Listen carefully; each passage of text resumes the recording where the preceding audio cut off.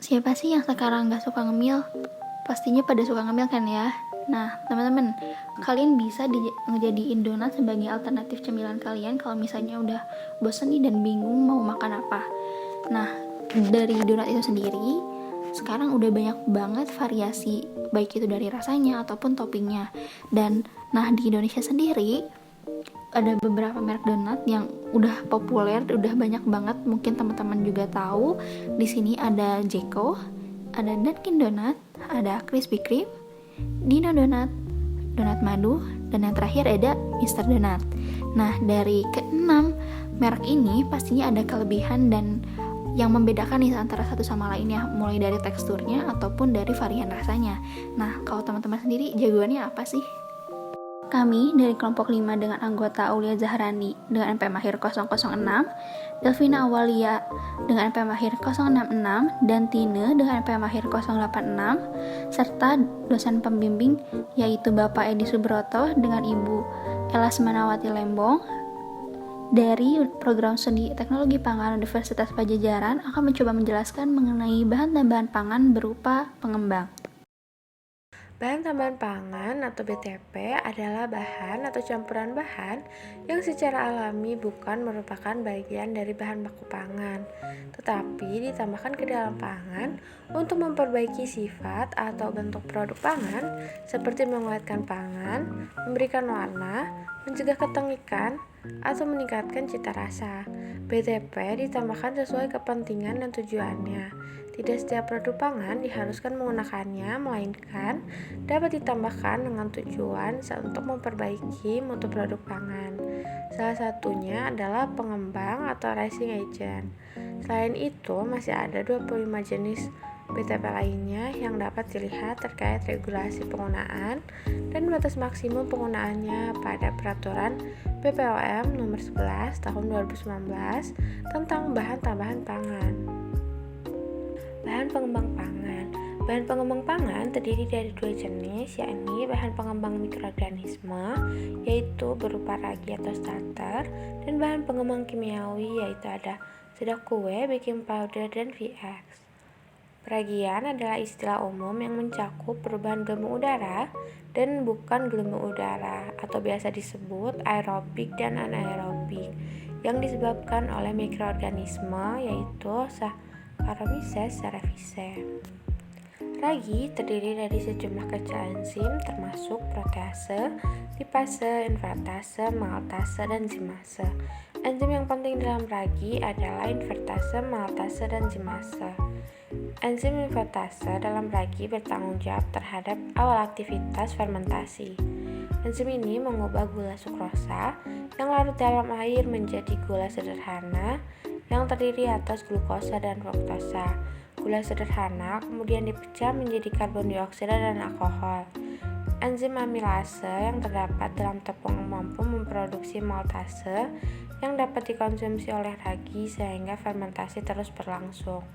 Proses pengembangan adonan dapat terjadi apabila ragi dicampur dengan bahan-bahan lain dalam pembuatan donat, maka ragi akan menghasilkan CO2 atau karbon dioksida. Gas inilah yang akan menjadikan adonan donat menjadi mengembang. Selanjutnya ada jenis-jenis ragi. Ragi ini memiliki 3 jenis. Yang pertama ada fresias atau ragi basah. Fresias adalah yes cream yang dikeringkan dan dipadatkan sehingga mengandung 28-35% materi kering. Untuk bentuknya sendiri berbentuk blok-blok persegi dan harus disimpan pada suhu 2-6 derajat Celcius. Untuk umur kadaluarsanya hanya sekitar 2-3 minggu saja.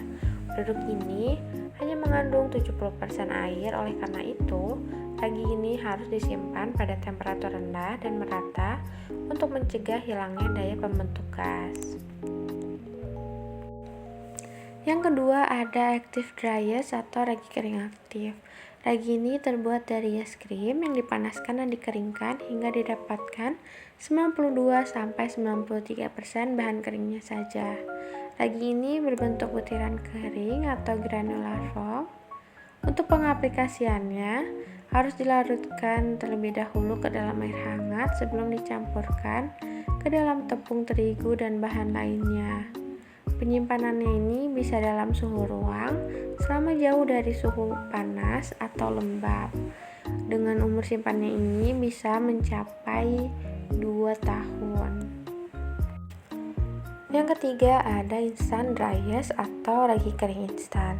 Ragi ini dibuat dari ragi yang dipanaskan lalu dikeringkan hingga mengandung 94-95% materi kering.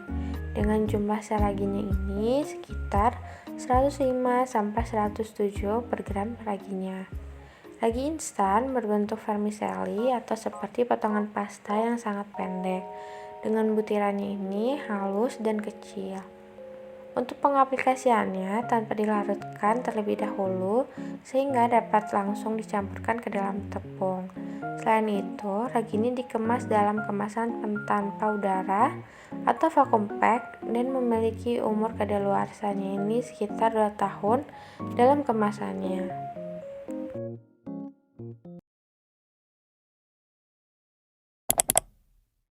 Halo semuanya, di video kali ini aku akan membuat tutorial pembuatan donat tanpa menggunakan kentang. Namun di tutorial ini, aku juga akan membuat 2 adonan donat dengan ragi yang berbeda. Kita langsung mulai aja yuk. Di sini terdapat bahan-bahan yang akan digunakan yaitu tepung terigu protein tinggi, tepung terigu protein sedang, telur, gula, garam, mentega, dan juga ragi. Ragi yang akan digunakan pada masing-masing adonan donat ialah ragi kering dan juga ragi instan. Kira-kira hasilnya akan beda nggak ya? Yuk cari tahu. Pertama, kita aktifasi ragi terlebih dahulu dengan melarutkan 1 sendok makan gula di air hangat kuku. Setelah tercampur rata, masukkan 1 sendok teh ragi ke dalam larutan tersebut dan kita tunggu hingga menghasilkan buih. Sambil menunggu, kita campurkan 200 gram tepung terigu protein tinggi dengan 60 gram tepung terigu protein sedang. Masukkan juga gula ke dalam campuran tepung. Di sini aku menggunakan gula halus ya. Selanjutnya masukkan juga 1 kuning telur dan aduk adonan hingga merata. Setelah merata, kita masukkan larutan ragi yang telah aktif ke dalam adonan. Dilanjut dengan mengaduknya hingga adonan kalis. Setelah kalis, tambahkan 1 sendok makan mentega dan juga setengah sendok teh garam, lalu aduk lagi hingga tercampur merata. Apabila sudah tercampur rata, adonan didiamkan selama 90 menit hingga adonan mengembang 2 kali lipat. Setelah 90 menit, adonan akan mengembang seperti ini. Pindahkan adonan ke atas alas yang bersih dan bentuk adonan menjadi bulat-bulat, lalu disimpan di atas alas yang sudah ditaburi tepung agar tidak lengket.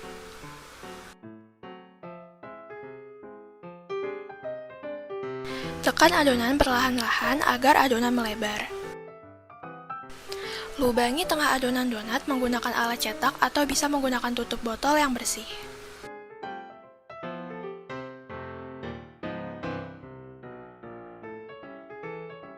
Berikutnya, adonan didiamkan lagi selama 30 menit agar lebih mengembang.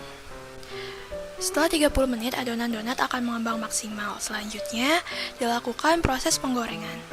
Donat digoreng dengan api yang kecil dan biarkan hingga bagian sisi bawah donat berwarna kecoklatan.